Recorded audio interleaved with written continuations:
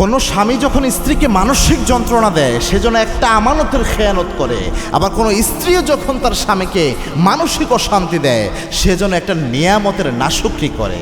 মনে রাখবেন, আল্লাহর দরবারে একটা প্রশ্ন কিয়ামতের দিন হবে প্রত্যেক স্বামী স্ত্রীর ব্যাপারে।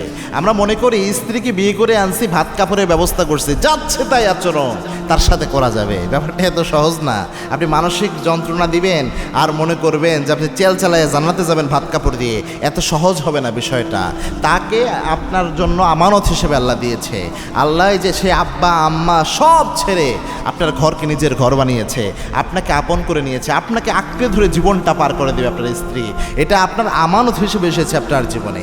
আবার একজন নারীর জীবনেও যখন বিয়ে হয়ে যায়, আব্বা আম্মা আত্মীয় স্বজন পরিবার পরিজন সব কিছুর চেয়ে একজন নারীর জীবনে তার স্বামী সেরা হয়ে যায়।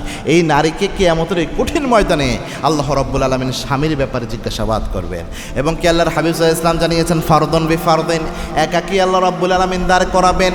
কুল্লুকুম রাইন ওয়া কুল্লুকুম মাসউলুন আন রাইয়াতিহি, আল্লাহর হাবিব জানিয়েছেন প্রত্যেক ব্যক্তিকে আল্লাহ রাব্বুল আলামিন দায়িত্বশীল হিসেবে কিয়ামতের দিন জিজ্ঞাসাবাদ করবেন। In the day of judgement একজন স্বামীকে আল্লাহ জিজ্ঞাসাবাদ করবেন স্ত্রীর হকের ব্যাপারে, একজন স্ত্রীকে আল্লাহ জিজ্ঞাসাবাদ করবেন স্বামীর সাথে কি আচরণটা সে করেছে। যদি মানসিক প্রশান্তি না দিয়ে বরং মানসিক অশান্তির কারণ হয়, এমন যন্ত্রণা দেয় যে যন্ত্রণা মেনে নেওয়ার মতো না, আল্লাহর কসম কিয়ামতের দিন অনেক স্বামী স্ত্রী আসামি হয়ে যাবে।